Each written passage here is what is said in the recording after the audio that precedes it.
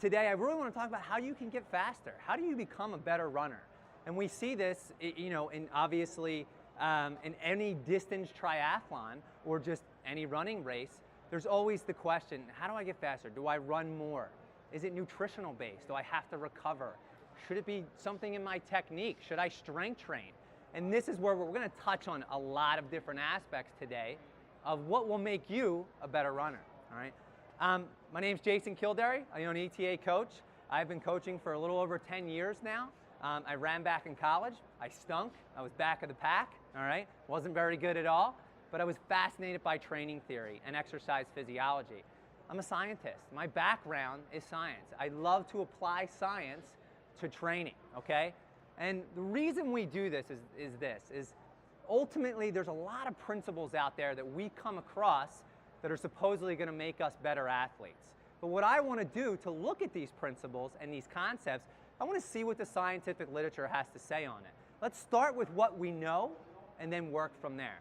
Because coaching and training is not all science, but we want to start with what we know. And that's where we go to the scientific literature, because no matter where you're at, whether it's you're looking at Running World magazine, you're at a local bike shop, someone's always telling you something different, okay? I want to clear that up for you today. I want to clear it up for many different aspects that we're going to talk about. So when you hear these topics being talked about, you'll be like, you know what? I remember Coach Jason talked about that. I don't know if that's truly valid. Let me look into that a little bit more, all right? You're going to have lots of questions, and I love questions because ultimately I want you to think critically, question everything, and train smart. But let's hold off on those questions, and I hope you have a ton, because every topic I talk on, I could teach a course on in college, all right? I'm going to keep it real broad. So ultimately, I want you to come to my booth afterwards and ask me questions, because I am a talker, all right? I'm not going to lie. I love to talk about this stuff, all right? So first, I want to talk a little bit about my terrible athletic ability and my arch nemesis, okay? I'll never forget 12 years ago when I did my first triathlon. I was 19 years old, and I showed up to this race, and I'm like, Dad, everyone's old here. I'm going to win. And he's like, Jay, I don't know. You should probably calm down with that. You know, you've only done one race, and you didn't do that great at it. I said, no, I think I'm going to be good. I remember getting out of the swim. I was probably about 70th out of maybe 150 people. My dad's like, you got a lot of people to catch on the bike. I'm thinking, I've been riding bikes since I've been a kid. I'll be all right. The whole time, people were just flying past me on the bike. And I'm like, man, this bike sucks. I am a terrible cyclist. And I'll never forget 4 miles from getting off that bike into the run, which run was probably my best event at that point. I'm down in my fancy aero bars, and I heard this woof, woof, woof. Someone's coming up on me fast. I'm thinking it's going to be another big muscle guy, another girl. Well, I was right in one aspect, because as I looked over my shoulder, the first color I saw was baby blue. I'm like, another girl's going to pass me. So I get up into my uprights, and as I look over, I see a baby blue beach cruiser with a lady who's probably about 65 years old, all right, with a pink helmet on. I'm thinking, there's no way she's in this race. There's no way she's about to pass me. But she says, excuse me, young lad, how much more longer do we have left in this race? And I'm like, 4 miles on the bike. Passed me like I was standing still. I thought about crashing my bike at that point, so I had an excuse of why I was getting beat by someone that was literally almost triple my age. So I did regain a little bit of confidence when I passed her on the run. But seriously, who am I kidding? I didn't regain any confidence. I'm like, I cannot believe that she passed me on the bike. I can't believe that I didn't even make top 50% of this race. So I did what every athlete does when they're humbled like that. I went home, went on the computer, went to the library, picked up the latest magazines. How do I get better? How can I be a better cyclist? How can I be a better triathlete? What determines how well I do in this sport? And then we really ask the question, what determines our rate of progression in this sport? What can we do to get better? And first thing is first, you're blessed with what mom and dad gave you, your genetics. Genetics absolutely play a role. I was blessed with terrible genetics. I have the vision of a 90-year-old man. I have terrible hips. I have terrible knees, multiple injuries. I had a kidney transplant 6 years ago. Thanks, Mom. Thanks, Dad. You know, thanks for the great genetics. The only piece of good genetics I was given is I look like I'm 22 years old. I'll take it, all right? With that said, I still have an inherent ability. That inherent ability to get better at whatever I do. Yeah, I may never break 17 minutes in a 5K. I may never, do an Ironman triathlon. Or maybe your goals. You may want to break 30 minutes in a 5K or 14 minutes in a 5K. You may not meet those huge standards, but you all have standards that you can meet. You can get better in no matter what you do. And that's what ultimately you have to remember, that inherent ability. You have to train. You have to stress that ability that you have by going out and training, all right? That's the first thing. Then you got to recover from that training. We'll talk a little bit about that. You got to take in proper nutrition. You got to strength train a little bit, all right? Weight management plays a role. We're going to touch on all these areas. But then, what about technique? We often hear that if we change our running technique, we might get faster, and in some cases, prevent injury. That's where we're going to start off. But before we go into that, we have to talk about really the main, meat and potatoes of this talk is how to become a better runner. And when we test people to see how good of a runner they are in the lab, we test their running economy. And all this means is if I had an identical twin and we both weighed 150 pounds and we went out for, say, a 10-mile run, and we're going to run it at 8 minutes per mile pace, okay? For me, out of shape, that's going to, maybe be a 90% effort for me to do that. For him, though, it might be a 70% effort. He is a more economical runner than I am. He has better running economy. So whenever we do anything to become a better runner, we ultimately want to improve our running economy. So now we know what that is. Let's talk about what actually improves it and what may actually harm your running economy. Who's read this book, Born to Run? All right, Chris McDougall, great author, talks about this Tarahumara tribe in South America, Mexico? Mexico. And basically these are super athletes. They run hundreds of miles each month. And they're just going to these local, 50K, 50-mile races and doing really well athletically. And he's looking at all the physiological features and the musculoskeletal features of this tribe. And he notices that they run pretty much in bare feet, or they have very thin sandals on. And so ultimately, that's what this book was about, okay? And after that, Chris McDougall, the author, he started barefoot running himself. And he saw all the injuries he used to have went away. And he started to become a faster runner as well. But what this did, what the media saw with this book, is it created just a boom of what you can do differently to become a better runner. And most of it was around technique. You got to run bare feet. You should wear shoes. You should not wear shoes. You should run a certain amount of cadence. You should do something with your posture when you're running. It created a hoopla of you do this. You need to change. Basically, we're doing it all wrong is what he was saying, okay? And that's what Chris was kind of doing. We got to remember something, though. Chris is an author. He's not a scientist, okay? But the question I have for you is this, when you were between ages 3 and 5, did anyone ever come home from school and mom, dad said, Bob, Sally, get in the backyard. I'm going to teach you how to run today. Did anyone's parents actually teach you how to run? No. What do you think of this guy? I think mom and dad said, hey, this is what happens when a hippopotamus comes. I want you to stand tall. I want you to run on the toes, the balls of your feet. No. He's just doing what's coming naturally to him. And that's the question with running technique. Should we do what is natural to us? Should we be taught how to run? Or is it a combination of the both, okay? Now this is a topic I could talk on for the whole time, but we're only going to touch on some very basic things. And the first is, we often love to look at elite runners and say, I should do what they're doing. They're so gazelle-like, they're fluid. Why shouldn't I mimic that? Can anyone tell me who this young lady is? Erin Donahue, former Olympian 800, 1500 meter runner. If you look at Erin, she doesn't look like a distance runner. In fact, if she run past you, you would probably jump to the side because you would think she's going to tackle you. All right, she runs like a bull. She's extremely strong. She also holds some interesting records in high school. At the META champs or state champs, she won the mile, she won the 2 mile, she won the 800 meter run. Oh, and she also won the javelin throw as well, okay? You don't see many javelin throwers winning the mile at high school states. You just don't see it. She's very genetically gifted. But if you watch her run, she doesn't look as fluid as her competitors. She's not as skinny. She's not built like these, but she's a very good athlete. You cannot look at an athlete and say they're more efficient than the athlete next to them just by the way they look. Because we all run extremely different, all right? She's a much louder talker than I am next door over here. With that said, what about foot strike, okay? Should we land on our heel? Should we land on our midfoot? What midfoot means is simply you're landing on your ball and kind of the front of your heel at the same time. Very flat-footed, all right? Or should we land on the balls of our feet, okay? There's three distinct foot strikes that you have to look at. And really what this young lady is doing in this picture is she's rear foot striking.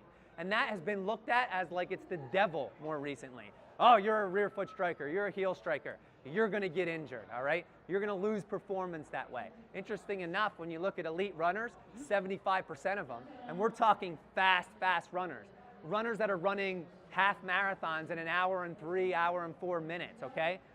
Sub 5 minutes per mile, when you look at them, they're mostly landing on their heel. Don't get me wrong, there's a fair amount of them that are landing on their midfoot and forefoot. But what I want you to take away from this is this: they're elite runners. They've been running 12 to 15 years. So a lot of them, this is just what naturally works well for them, okay? When you look at the scientific literature, there's not one study to prove by changing your foot strike it's going to help you from a performance standpoint, all right? There's a little bit, a very small, minute amount of research. If you train your foot strike, it can help with injury prevention with certain injuries. Take that with a huge grain of salt, and it's usually very specific injuries that there's many other things you can do to offset those injuries. Again, another topic for another day. One of the key studies that I like to go to is this one here, and really what they looked at is they looked at a bunch of very talented college runners and then very new runners to the sport, okay? Hadn't been running more than a couple weeks. And what they looked at is how were they different in technique? They found that the elite runners, the collegiate runners, they bounced a lot less. They weren't as bouncy up and down. They were a lot less side to side when they ran. Their pacing was much better, okay? So ultimately, when it was looked at the training and how these people trained, it had nothing to do with they were doing certain techniques, they were taught how to run. It was more that they had run thousands upon thousands more miles than these newer runners. That ultimately they just unconsciously picked what technique was going to work best for them, okay? So ultimately, that's what our body does. There's research in the 70s and 80s that shows that people who run the most efficient or economical for them, they naturally pick the best technique for themselves, okay? Don't get me wrong.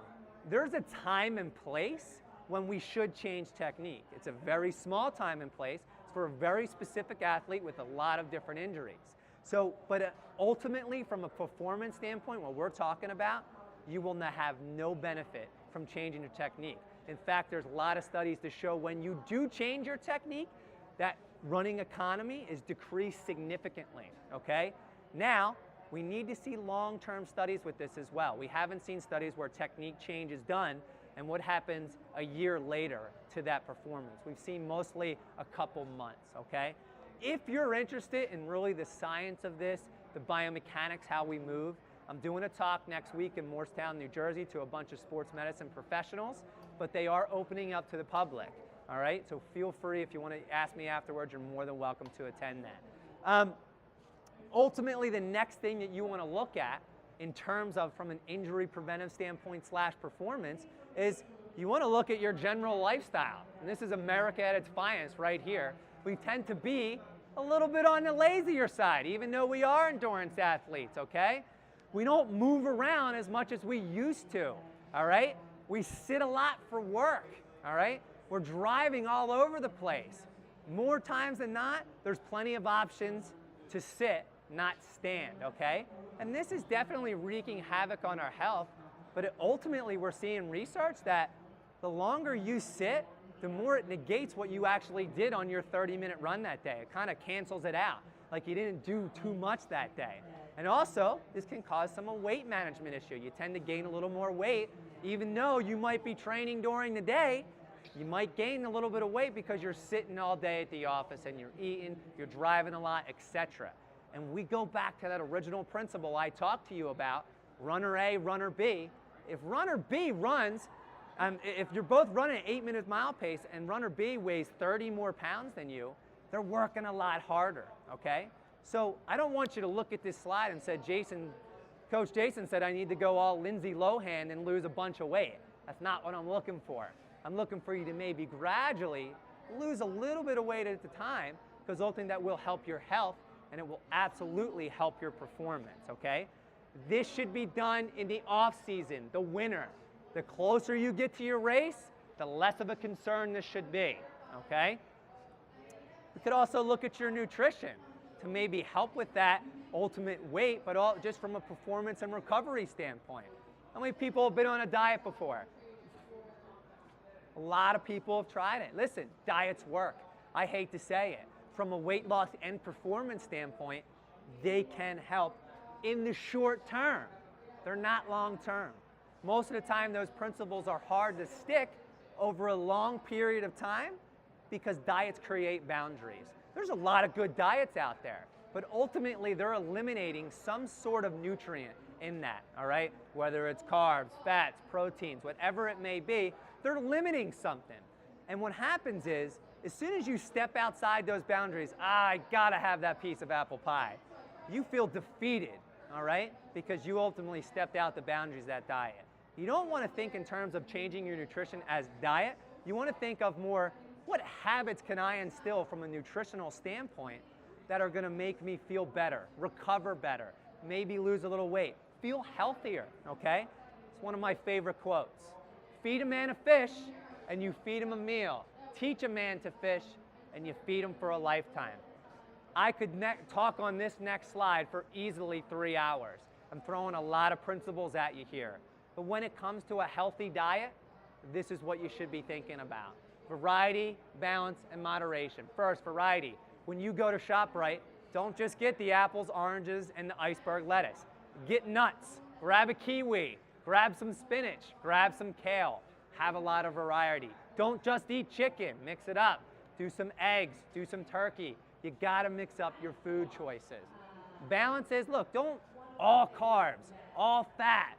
You don't want to do that. You want to have a pretty balanced aspect with all them. Everyone's macronutrient, as far as fats, proteins, carbohydrates, it's going to be very different. This is a very individual thing, but make sure that you have a fairly good balance there. And moderation. Look, I grew up in Northeast Philly. I love cheesesteaks and hoagies. You will never take that away from me, all right? I will always have them at least once a week. You gotta have this. This is the spice of life. Don't feel like you gotta cut that stuff up. Just in moderate doses, you gotta take that stuff. These principles right here, this is what you wanna think about every time you go to the supermarket.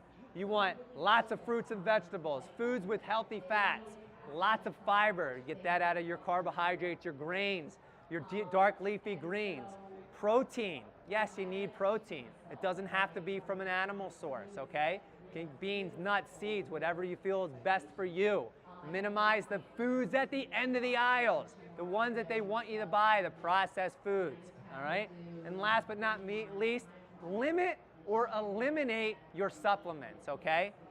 There is virtually no research to be back almost every supplement on the market, okay?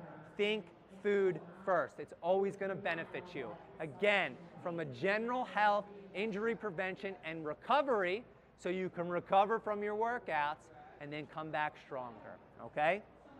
So we're going to switch gears here. We talked about some basic stuff, but now we're going to get really into the meat and potatoes of what helps running performance the most, okay? First thing we'll look at, is lifting, strength training, okay? Now when we look at the research, there's two things that help our running economy from a research standpoint. One, plyometrics. If I jumped up and down on this chair very fast, to really what that strengthens is that spring-like component in our muscles, okay? Because ultimately when we run those 10,000 steps, it's just mini springs. So that's what plyometrics are all about. And then Olympic lifts, okay? Yeah, this is heavy weights. You're doing cleans, deadlifts, squats, etc. There's a lot of big movements that you want to do. Now, breaking these strength training things down, there's a couple things we need to think about. The first is when we do maximal strength, Olympic and maximum lifts, you're doing a lot of weight for a short amount of reps. What this does, it doesn't have you bulk up a lot, which we don't want from an endurance athlete standpoint, but it works on that power aspect. It still works on those spring-like components. Lots of research to show benefits here. But the same principle applies for this and plyometrics, that explosive movement that I just talked about. These are not easy exercises, okay? It should take you, if you never have strength trained or just do a little bit of strength training, to take you years to build up to stuff like this, okay? Because we see a lot of injuries with people jumping into things like this. You got CrossFit, P90X, Insanity. You got this guy here. I don't know what the heck he's doing, what he's doing it for, all right? This isn't helping his core. This isn't helping his run, okay? Ultimately, what happens with these type of programs, I'm not negging them, because all these programs that I'm kind of poking fun at, they're getting people healthy. They're getting them active. But in terms of performance, we implement them much too quickly, and they end up getting us hurt. You need to take a long time to progress to these type of lifts and these type of approaches, okay? We often hear about core training. Oh, I'm gonna work my core. It's gonna help me on my bike. It's gonna help me on my run. I'm gonna do front plank, side plank, sit-ups. Listen, I have bad news. There's been research on people who have bottom of the barrel fitness, no fitness whatsoever. They do core training and a little bit of running. It does not improve their performance. They have elite athletes that do all this core training. It doesn't improve their performance. So all that core training is not necessarily doing much for you. But when you build up to exercises like plyometrics and Olympic lifts, you're actually working that trunk area. We're talking about your abdomen, your obliques, your lower backs, your glutes, your hip flexors. You're gonna work your core from that way, okay? There's no performance advantage. Now, I want you to take what I just said with a grain of salt, because we can get a research study to say anything, and that's the unfortunate part in science, okay? But ultimately, there still needs to be a lot more. And here's the thing.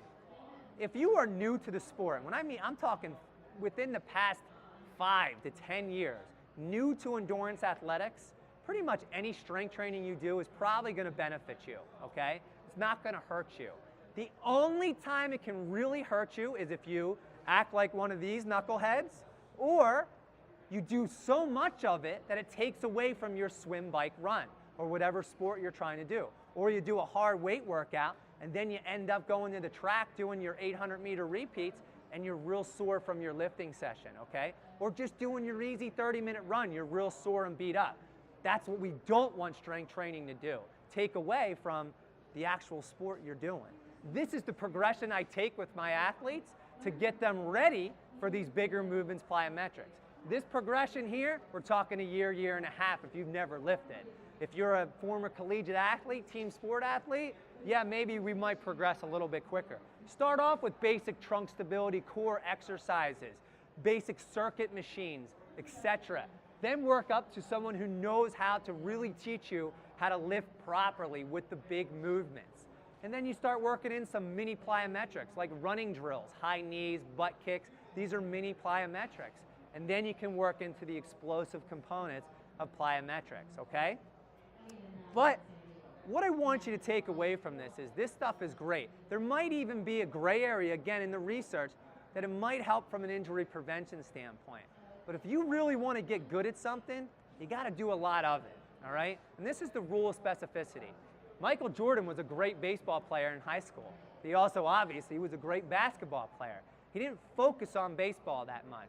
So when he came back to baseball after 10, 15 years of playing in the NBA and college, he wasn't that great, okay? And that's because he did not stick with that sport. Guaranteed if he stuck with baseball and not basketball, he would have been one of the best baseball players of all time. That's just his genetic ability, okay? But in order for Mike to get back to a professional level of baseball, he would have had to stay in for 5 or 10 years and most likely would have never achieved that, okay? If you want to get better at something, you got to do a lot of it. And I think, I hope you know where I'm going with this. So, Paula Radcliffe, she is the fastest distance runner, female distance runner ever to walk on the face of the planet. 2:15 marathon PR, okay? It's ridiculous fast, okay? When we looked at her from a research standpoint, when they had these scientists that watched her over 10 years, they say, Well, what did she do? Besides being a genetic phenom, what did she do to make her so good? Well, she ran 130 miles a week, okay? Session over. You know what you need to do, all right? Obviously, that would be ridiculous. We can't do that. She was also, the only other thing that she did was she did some plyometric type training. This is why Paula was so good. This graph here just shows basically how much oxygen she uptook at running at 15 kilometers an hour. So all the way back in 1992, she was taking up a fair amount of oxygen. To do that was a hard effort, but here you go. Almost 10 years later, she's running the same speed using a lot less oxygen. Her running economy is a lot better. And this is just for running. This is that long-term development process of running, all right? But there is a problem with this. Yeah, I want you to run more is basically what I'm getting away with, what I'm trying to say here. But ultimately, the more you run, the more chance of injury. You're overloading your body too much. Paula was always injured. Now, I must say, I know a lot of the sports scientists that worked with her. I was actually just with some of them in Chicago for a consortium meeting. Paula doesn't like to listen, all right? I have athletes like that. They don't like to listen. They want to do what they want to do. And that's a lot of the reasons she got hurt. But again, when you run at that or compete at that high level, you have to overload your body and find that tipping point to see what's the difference between gaining performance and then you might get some aches and pains and some injuries. And this is the beauty of having a coach and so on and so forth to help you with this. But ultimately, you got to overload your body to get better. And unfortunately, including myself, we all have this fast food mentality, all right? I want it now. I just did my first 5K marathon next week. We can't do that. That's what's going to get us hurt, all right? We have this bucket list. I got to do an Ironman right after my first sprint. Enjoy the journey, all right? Take multiple years to get up to these longer distance events. They're going to be there. They're not going anywhere, okay? The reason we want to take this long-term approach is because our body adapts very differently in certain systems. And here's what I mean by that. Your cardiovascular system, how you uptake oxygen. Your metabolic system, how you utilize fat and carbohydrate as a fuel. They adapt to training very quickly.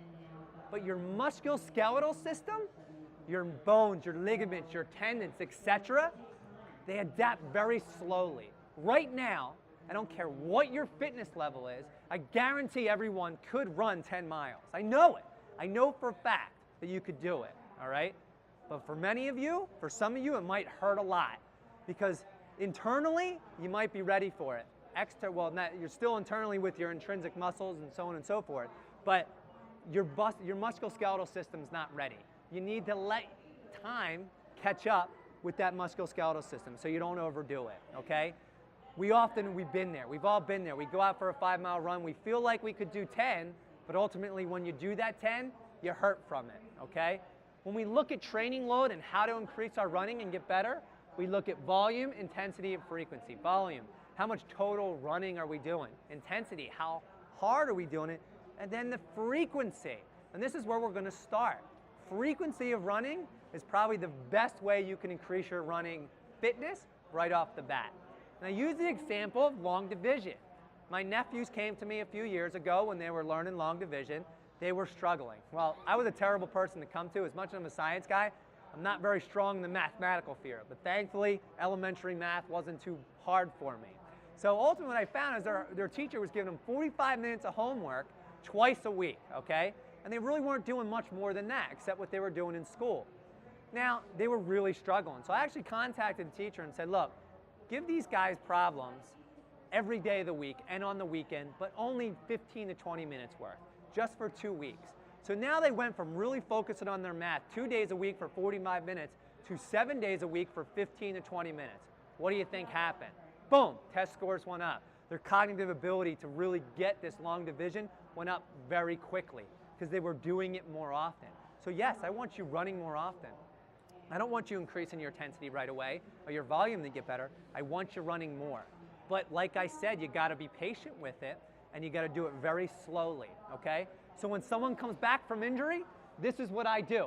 This is how I progress them. It's extremely slow. That's 16, 15 weeks of getting them up to just a little bit of walking and running.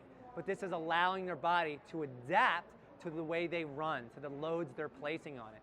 You may not have to be as less aggressive as that is there, but you got to take it slow. So if someone wants to add another day of running and they're running 3 days, I take a similar approach. I take 6 to 8 weeks doing a little walk running and then running to they're running 5 days a week. After a couple weeks of that, I then do it again. Athletes I've coached, from 5K athlete looking to lose weight, 40, 50 pounds overweight, looking to break 50 minutes in a 5K, to Olympic trials qualifier, I follow the same principle. And they're all running 5 to 7 days a week, okay? Build up to it slowly. So Japanese runners are extremely fascinating to me. They actually don't race much, except for the Olympics and national championship races. They don't race much off the island of Japan. They don't. They stay and race at home against their fellow competitors and their other people they race against there. But a lot of people from the US, competitive runners, go to race these guys and girls because they're very good runners. For every 2:10 American marathoner, which is very fast, that we have, in Japan there's probably about 7 to 10, okay? Has nothing to do with population, it's just that they're very much bred to run. Their national team is very strict. Here's why I'm talking about Japanese runners. It's very interesting what they do. They're running 7 days a week, 90 to 120 miles a week. When they're not recovering, when they're not sleeping, when they're not eating, and they're done their workouts for their day, they're instructed to go walk anywhere from 2 to 5 hours. Just walk, okay? Silly, right? It seems silly. But what they're doing is taking the concepts of East African runners who have dominated the running scene for the past 40, 50 years and looking at them and saying, hey, what are they doing differently? They constantly walk to, school, work, back and forth. They're working on the fields. They're constantly on their feet.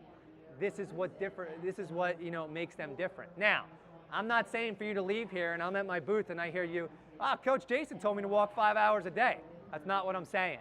But I'm saying the concept is the more time you're on the feet, the more you're moving around, the better off you're gonna be in terms of gaining fitness, okay?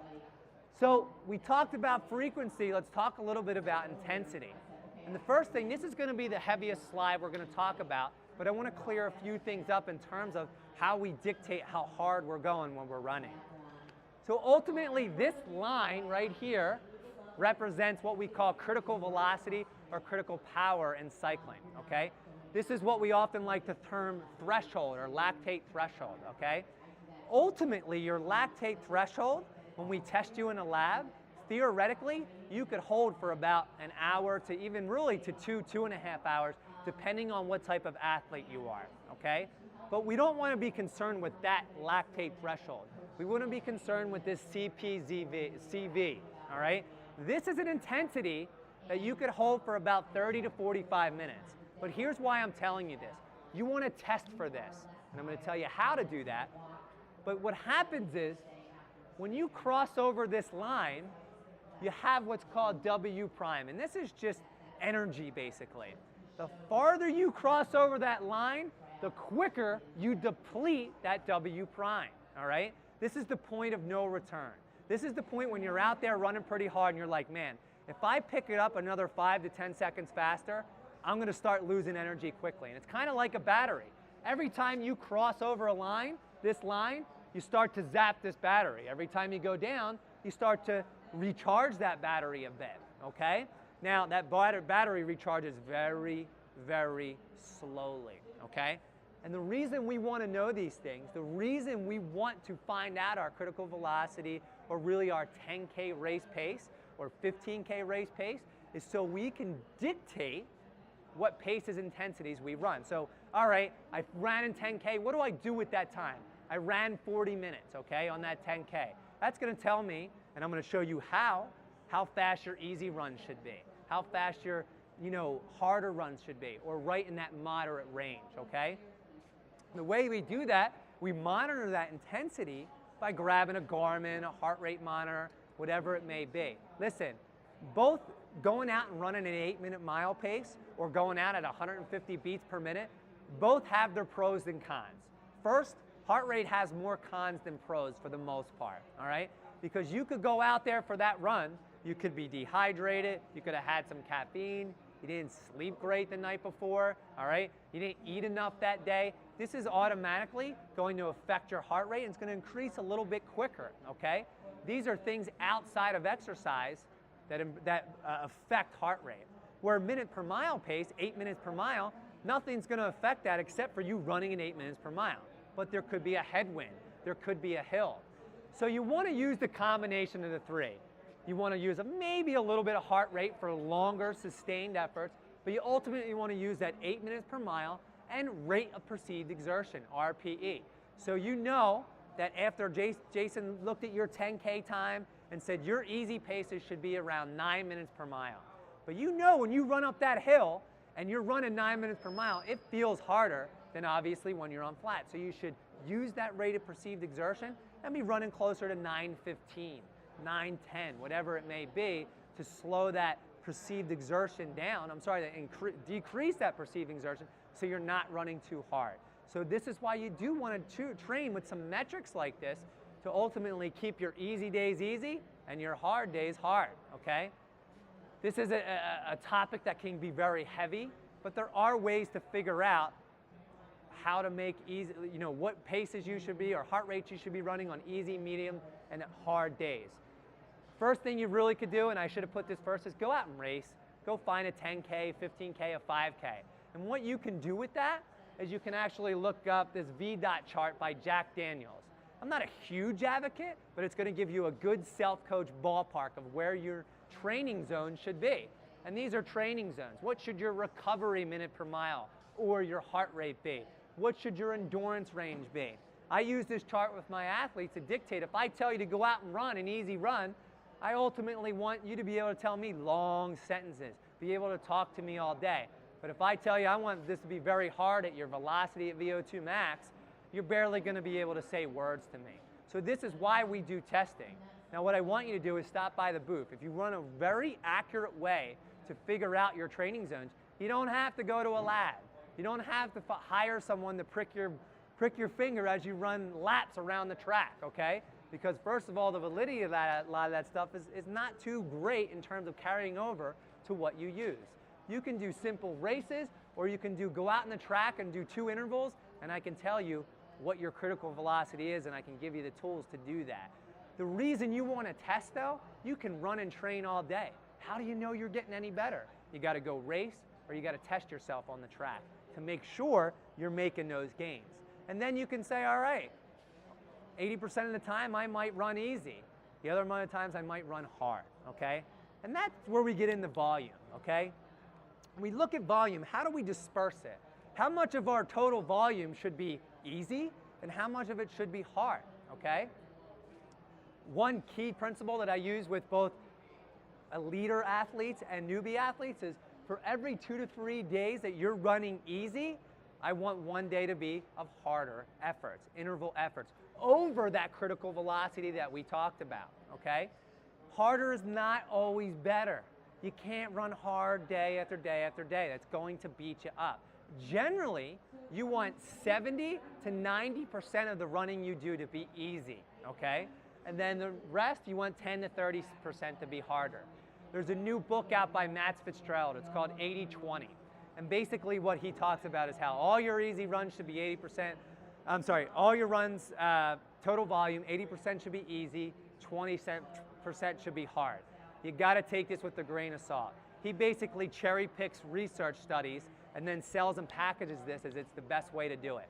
Every athlete's going to be different on how much easy days they should be doing and how many hard days they should be doing and how much they can actually handle, all right?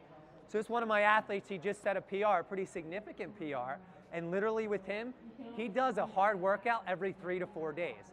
Not much more than that. The rest of his days are very easy, okay? So again, takeaway message here is, I want you to run harder at times, but it should be far and few between all your easy days. This is how you should progress your interval workouts. You know, you're building interval workouts for yourself. This is just an example, but you always want to work general to specific.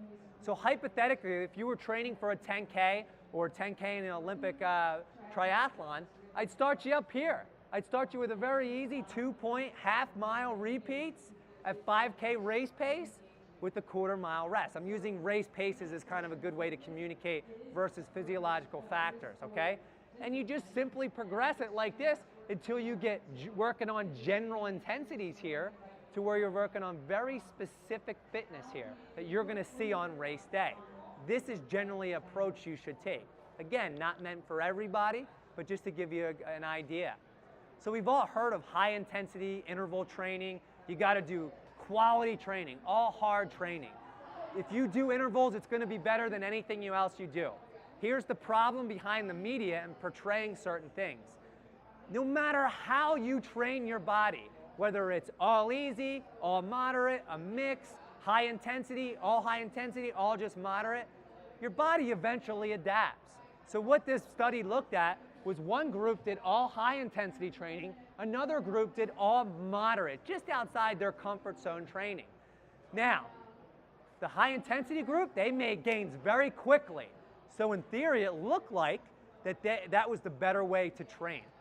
But 12 weeks later, which most studies don't go that long, they found the moderate group, as much as they progressed a lot slower, eventually they all caught up. They got to that same plateaued point and gained the same amount of fitness. So there's many ways to skin a cat. You can do a lot of different things to make yourself better. There's always one thing that's sold and packaged as the best. And I gotta tell you, there's never that. It never occurs like that. It never works with the individual athlete. And here's why. Your physiology is a continuum. No matter what intensity you train at, you're gonna get better. But this is you right now, okay? And after some testing, the critical velocity test, just looking at some of your workouts, etc., and this is a lot of stuff you can do on your own, we found that ultimately, you are a very good athlete in terms of sprints. You can do 200s and 400s. You used to play football, you're very intense. But ultimately, anytime we go to a sustained effort, you really die out quick. This athlete needs a lot of room to work on that critical velocity. He needs 2 by 20 minutes at a threshold, a lactate threshold, that critical velocity, hard, medium sustained efforts, so he can then raise the roof and has more headroom to train, all right? He's trained an area where he's really weak. So then, once we've done all that training, now we gotta go back to those short, intense intervals, because now he's tapped out how much threshold work he can do, or that hard, moderate, sustained effort. The best way to explain these two concepts is to give you real-world examples, okay? These are two of my athletes, complete polar opposites of each other. Herb is a 47-year-old former collegiate runner, 800 to 1 mile, athlete, master's athlete. Pat, he got done cross country in college and said, I want to run 50-mile races. I don't know what the hell he was thinking, okay? It's a terrible decision. With that said, they're very different. They train very differently. When they both came to me at the same time, and they said, look, I'm really plateauing in what I'm doing. What can I do differently? I just did exactly the opposite of what they haven't been doing. Herb would go to the track, very talented athlete for a master's athlete, and run hard sprints of 30 to 60 to 90 seconds. Nothing more than that. So what I did, his key workout was more threshold stuff at that 10K race pace, doing mile repeats, 2-mile repeats, etc. Where the stuff he used to do, we only did 12 to 15 days. I trained him where he was weak. Again, he needed to raise the roof, all right? Going back to that house analogy. This was him. He never did any type of long sustained work. He had a lot of hard sprint work in him, but he wasn't this type of athlete, all right? Now, Pat, on the other hand, he could go out and do hard threshold runs like it was his job, because he was used to running hard for longer periods of time. But he had never done any of the work that Herb did, such as 3, 4, 500 meter repeats of 30 to 2-minute very hard repeats on the track. So we just did the opposite with him. And I gave him, sorry about that, I gave him some very hard interval sprint work. And here's the takeaway. I trained them where they were weak, just different physiologically components, and they both are killing it this season. Herb PR'd from a master standpoint. He went from 5:01 mile last year to 4:36. He's ranked second in the country, 45 to 49. Pat, who's now training for half marathons and marathons in the fall, he's already PR'd in the mile by 20 seconds, and he's PR'd in the 5K by a couple seconds, and we're looking for another 5K in a couple weeks. That he had some stomach problems the other night. I guarantee he's going to PR significantly. And we're just, again, training them where they're weak. This is not secretive. This is nothing, there's no necessarily workout or specific workout. Just training them where they're weak, what specific physiological systems. So again, no matter what intensity you train at, you're gonna get better. These two are the same thing. Two females that I coach, very different in age. One's very good on the track, short term. The other, opposite, trained them the same way, different workouts, less volume. They're both doing extremely well. Last thing we'll talk about is tapering. Yes, if you taper correctly leading up to your race, you will gain some performance from that, okay? So ultimately, as you get closer to that race day, you want to decrease the amount of volume you're doing. You want to maintain the intenser workouts that you're doing on the track, so on and so forth. And you want to slightly decrease the amount of workouts you're doing or the frequency of your workouts. This takes practice. It takes time. You should do mini tapers on yourself leading up to, say, a key workout to see what works for you, all right? I have athletes that I can only decrease a little bit of their volume, or else they actually do not feel good race day, where I have other athletes that I decrease their volume by 60%. So it's very individual, okay? Couple things to take away from today. I gave you a lot of principles. I did that because I want you, like I said earlier, to think critically and question everything. I want you to ask questions. I want you to come to the booth. Email me. This is my passion. I'm definitely blessed that I own two companies. My health consulting company allows me to spend most of my time playing with ETA coach, doing research, talking to athletes, etc. So this is my passion, all right? I can only deal with the health consulting side of things so much, all right? Thankfully, it's set up to the point where I can do this for a living. This is my passion, so email me your questions. Nothing is top secret that I just put up here. This is all fundamental exercise physiology. Be aware when people are trying to sell you workouts, supplements, etc. They have secrets behind how they test you, etc. You gotta be careful of these people because ultimately, their best interest is not in you improving. Their best interest is selling and packaging what they're trying to sell. There's no magic potions to this stuff. Very easy stuff, all right? Everyone is an individual. You are a science experiment of one, n equals 1. You know, take a couple of these principles and apply them to your toolbox, okay? What's gonna work well for you? Some may work, some may not. Have fun with it, that's the key thing. What you walked away with today is that in order to become a better runner, you're not gonna change your technique, all right? You're gonna let it naturally select itself. You might start to incorporate some strength training, and it doesn't necessarily have to be explosive or Olympic lift-based, but it should progress to that if you want to see a major increase in performance, okay? You're gonna do that safely.